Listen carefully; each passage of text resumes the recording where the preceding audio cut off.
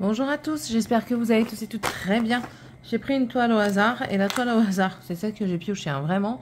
Parce que je peux vous montrer ou pas? Allez, je vous montre. Voyez-vous là-bas? Voilà. Bon, mes toiles, elles sont là-bas. Donc en fait, étant donné qu'il y a ça dessus, j'ai pas voulu tout enlever. J'ai ouvert, pioché, et c'est parti. Donc du coup, on se retrouve avec la toile Disney. C'est pas plus mal, j'ai envie de dire. Donc voilà. Alors, je piocherai peut-être une deuxième toile après pour une deuxième vidéo. On verra comment ça se goupille. On va discutailler un petit peu tout en... Pourquoi vous tombez? Ok, alors attendez. C'est bon, on est calé. Vous étiez tombé. Vive le montage qu'il va y avoir. Bon. C'est parti mon kiki. On va attaquer le vert comme ça, le 26, parce que j'en ai là, j'en ai un point là. Et ensuite, c'est parcimoné, j'allais dire. Oui, parsemé, Céline. 26,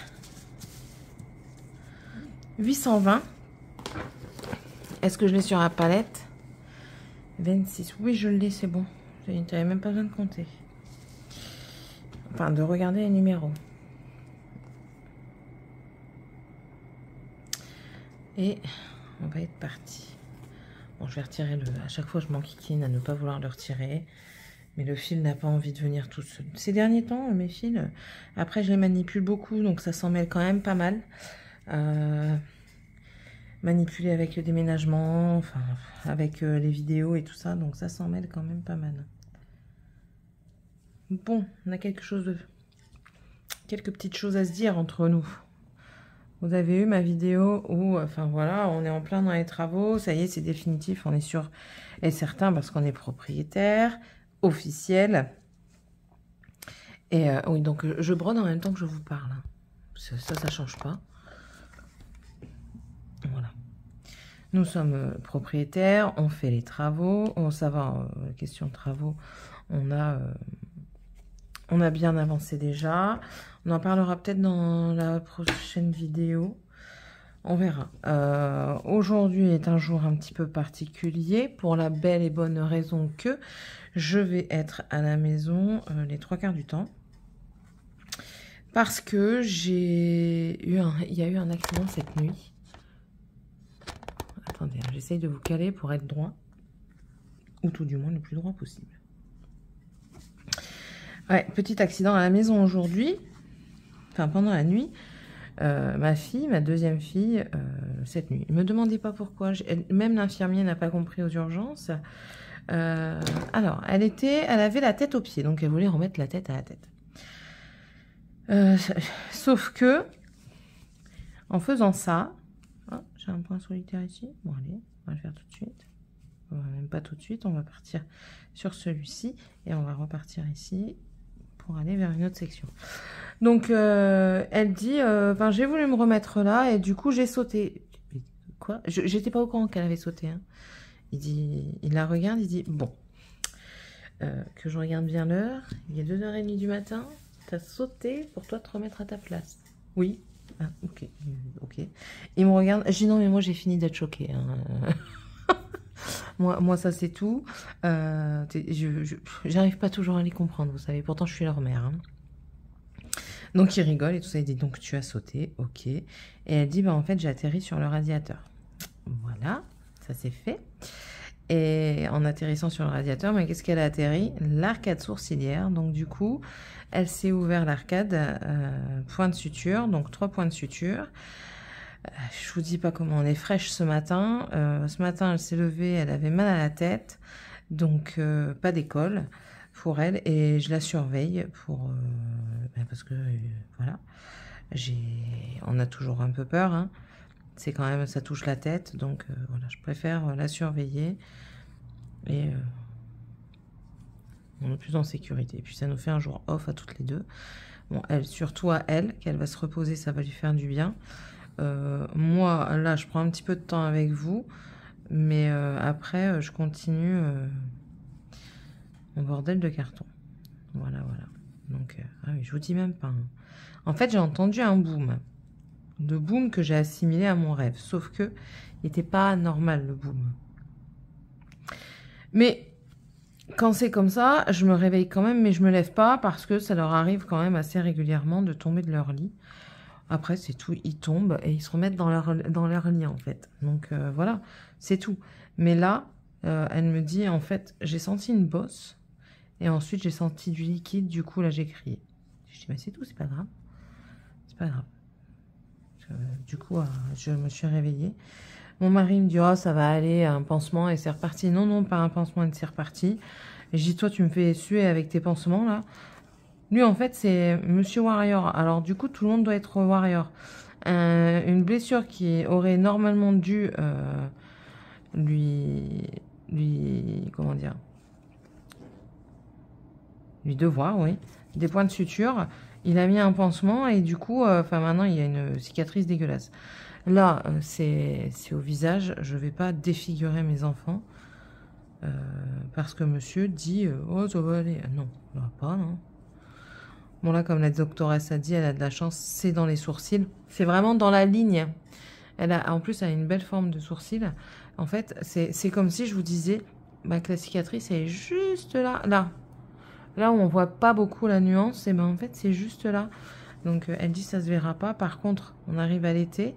Indice 50 sur les cicatrices. Je dis oui, je dis vous inquiétez pas. Elle dit vous êtes habitué. Je dis bon, je suis venue dans l'année avec mon garçon, enfin, fin d'année dernière avec mon garçon. Il s'est ouvert le front en angle droit. Elle dit, ah oui, elle dit donc oui, vous êtes une habituée. À mon grand désespoir, oui. Mais vraiment à mon grand désespoir, quoi. Je me passerais bien d'être une habituée des urgences. Hein. Du coup, ce matin, elle a voulu appeler ma maman. Donc, elle a appelé ma maman en visio. Ma mère lui dit, mais qu'est-ce que tu as à ton œil? Ben, en fait... Elle raconte ça comme une histoire, en fait. C'est ça qui est marrant. Ben, en fait... Des barres.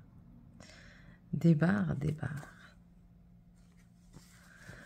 Là, monsieur est bientôt en entretien préalable au licenciement économique.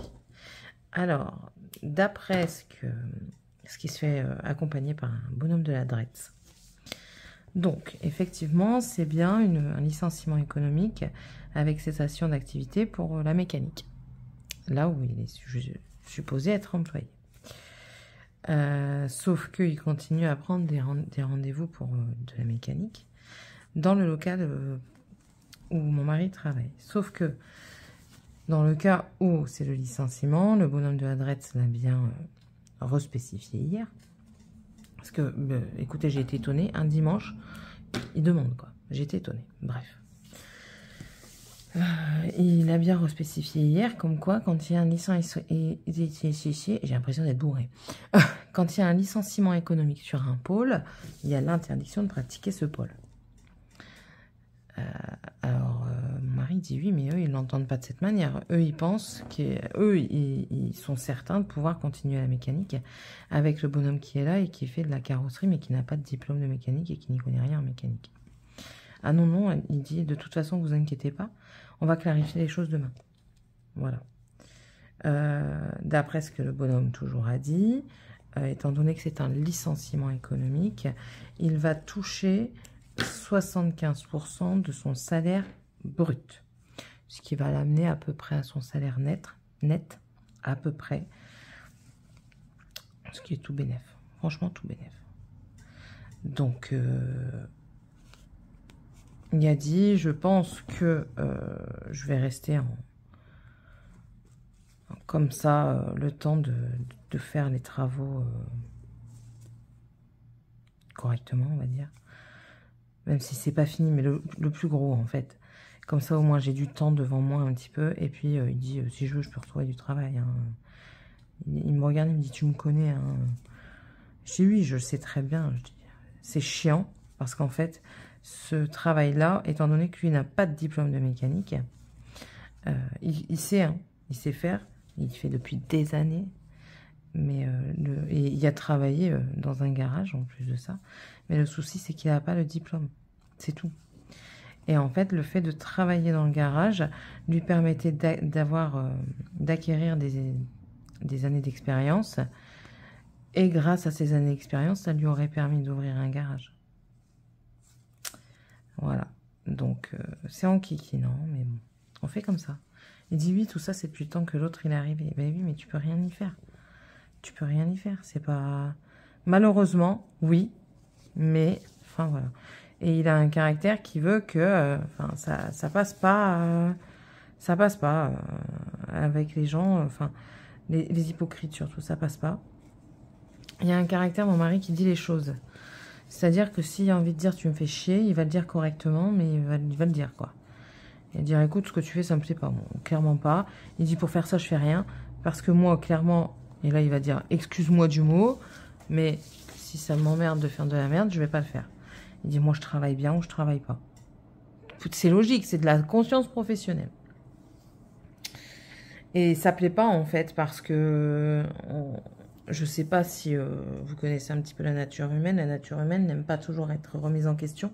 Et surtout, ce genre de personnage n'aime pas être remis en question. Lui, il est arrivé comme un coq en disant, ça y est, je suis chef d'atelier ici. Tout le monde me doit le respect et tout le monde m'obéit, en fait. Sauf que c'est pas comme ça que ça se passe. Oui, te devoir le respect, mais si tu ne donnes pas le respect à tes ouvriers, à ton équipe, l'équipe ne te le doit pas. C'est pas un dû. Hein. Clairement, c'est pas un dû. C'est quelque chose qu'une personne octroie à une autre. Donc voilà. Tout le monde doit m'obéir, oui, dans un certain sens. Si ta manière de faire est mauvaise et qu'on te l'explique, l'employé est en droit de dire je refuse de faire ce travail si il motive son refus, en fait. Voilà, moi je veux pas faire ça parce que c'est pas comme ça qu'on fait. Et je dis une bêtise, hein, parce que moi je m'y connais pas du tout. Attendez, je bois un coup parce que je me dessèche vite.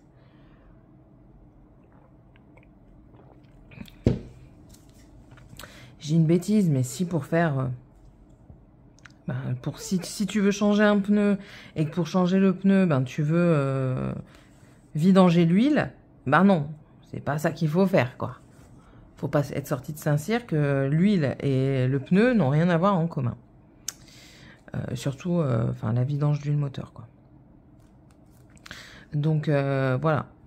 Et ça, mon mari, une fois, il lui a dit non, je ne le ferai pas parce que c'est pas comme ça qu'on fait, tout simplement. Et il lui a expliqué et tout ça.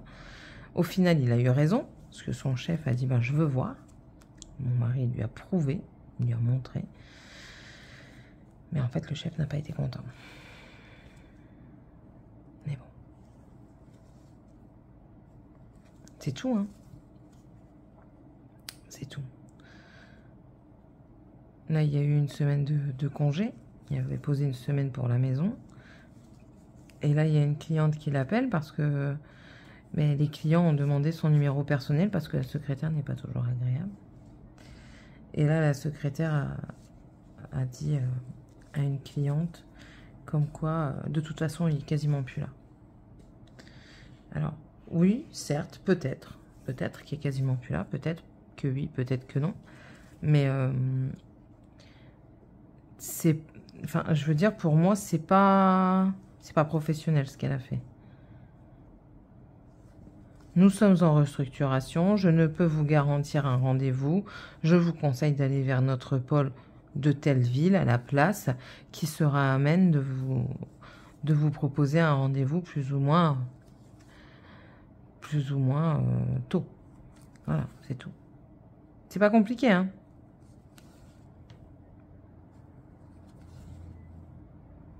Mais bon. En fait, il s'est passé dans ce garage, c'est que le garage est un deuxième espace. Ils ont un garage dans une autre ville qui fonctionne, hein, il n'y a aucun souci. Hein. Et il y a ce garage-ci. Ce garage-ci fonctionnait très bien du moment où il y avait l'ancien carrosseur qu'on dit? Non, carrossier, pardon. Carrosseur. Où il y avait l'ancien carrossier et l'ancien mécano. L'ancien mécano est parti à la retraite. C'est tout. Ils galèrent à trouver un nouveau mécanicien. Ils ont pris un bonhomme. Le bonhomme leur a fait n'importe quoi. Et après, ils ont pris une mécanicienne. La mécanicienne avait décidé que ce jour-là, elle venait pas travailler, elle prévenait personne. Voilà. Ah oui, on peut tomber sur des cas d'or. Hein. Et en fait, tout ça, c'est un petit peu... La directrice ne vient qu'une fois par mois, quoi. Donc en fait, les petits chefs, ça se fait vite, très très vite. Et quand Sébastien est arrivé, déjà quand on est arrivé ici, il est parti voir, il dit un garage, c'est bien. Il va voir le garage pour monter un pneu et il dit ah ben non, on peut pas vous le faire. Bah bon, pourquoi? On n'a pas de mécanicien. Ah, ok. Sur le coup, il dit rien. Il y retourne 2 semaines après. Il dit ben écoutez, moi je suis mécano, je veux bien venir travailler pour vous. Il faut me dire combien et tout ça. Et puis voilà. Oui, oui, on vous recontacte. Ok. Pas de recontact. Donc c'est tout, il continue son petit bout de chemin. Et quand il est parti de l'autre côté, il est reparti les voir 2 semaines d'affilée. La deuxième semaine, il a dit écoutez, il dit moi je vous propose, si vous me donnez pas une acceptation ou un refus dans la semaine, voire grand maximum la semaine prochaine, je prends ça pour un refus, je vais travailler ailleurs. Je vais pas rester comme ça à attendre que vous vous décidiez. Et là, le lendemain, il y a eu une réponse. Et quand le carrossier était toujours là, hein, celui qui est parti après, il était toujours là. Et quand il est arrivé, il a fait des voitures et tout ça. Et en fait, le chiffre a augmenté. Le chiffre mécanique a augmenté. Ben oui, il refaisait de la mécanique. Donc voilà. Donc ils étaient contents. Mais l'ex-mari de la directrice a eu besoin d'un travail. Il est carrossier également. Et ça tombait bien parce que le carrossier qui était là quand mon mari est arrivé est parti pour se mettre à son compte. Une fois que le carrossier est parti se mettre à son compte, ben c'était fini, quoi. La cohésion a été différente. Et le chef est très... Enfin, j'aime pas dénigrer, mais il est médiocre, quoi. Quand vous vous amusez à critiquer une personne sur son travail alors que le vôtre n'est pas parfait, ben non. Tu peux mettre le point sur des choses. Il n'y a pas de souci. Tu peux mettre l'accent sur... par exemple, oui, mais regarde, toi, tu as fait cette erreur-là et tout ça. Essaye la prochaine fois de ne pas la faire. Renseigne-toi ou des choses comme ça. Et il y a des manières de le dire, il y a des tons.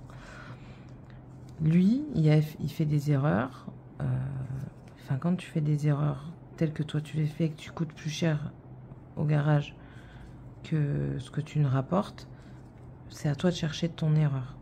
Ne pointe pas les erreurs des autres. Voilà. T'es carrossier, t'es pas censé reprendre une voiture 5 fois.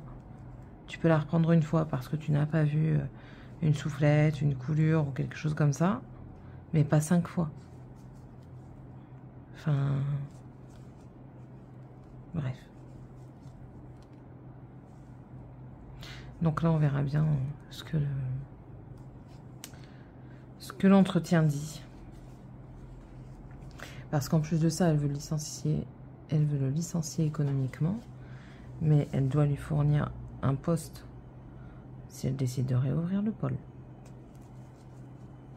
Elle va être perdante, hein, parce que tous les clients qui revenaient au garage, ils étaient contents, quoi. Surtout aux tarifs qu'ils font. Bah, je comprends même pas, en fait, pourquoi ils sont pas en liquidation, mais en déficit. Parce que mon mari, il fait des voitures parfois, enfin, il ramène au garage dans la journée 2000 balles, quoi. Alors oui, il faut payer les traites et tout ça, ok, je suis d'accord, Mais, enfin, je sais pas. Je sais pas comment... à ce qui paraît, c'est le comptable qui lui a dit. Bon, écoutez, je suis pas patronne, je suis pas chef, je peux pas critiquer. Je vais pas m'avancer dans certains trucs alors que je connais pas, en fait. Mais bon, ça me paraît louche, en fait. Ce qui nous paraît louche, c'est parce que il voulait déjà qu'il s'en aille, quoi. Je pense que économiquement, avoir une personne en plus, c'est lourd financièrement. Ça, c'est sûr et certain. Et que du coup, ben, on prend celui qu'on n'aime pas trop et puis on essaye de le pousser à l'extérieur. Mais bon, on verra. On verra ce que ça dit. On verra les tenants et les aboutissants tout à l'heure. Bon, j'ai fait une bêtise. Mais j'ai fait 2 fils, là. Normalement, je dois arrêter, hein. Mais je crois que je vais arrêter parce que de toute façon, j'ai fait un nœud. Donc je vais défaire le nœud.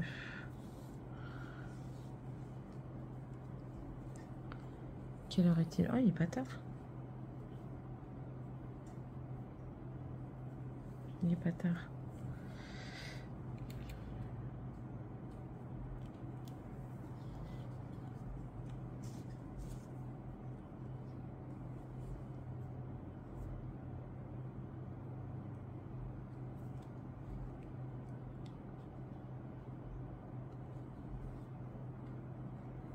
Écoutez, j'allais refaire un fil avec vous, mais en fait, j'ai plus d'espace de stockage. Donc, on va se stopper là, malheureusement. Mais bon, c'est pas grave. J'ai du stock en mémoire à vous faire, dans ma mémoire à moi, pour vous faire à vous.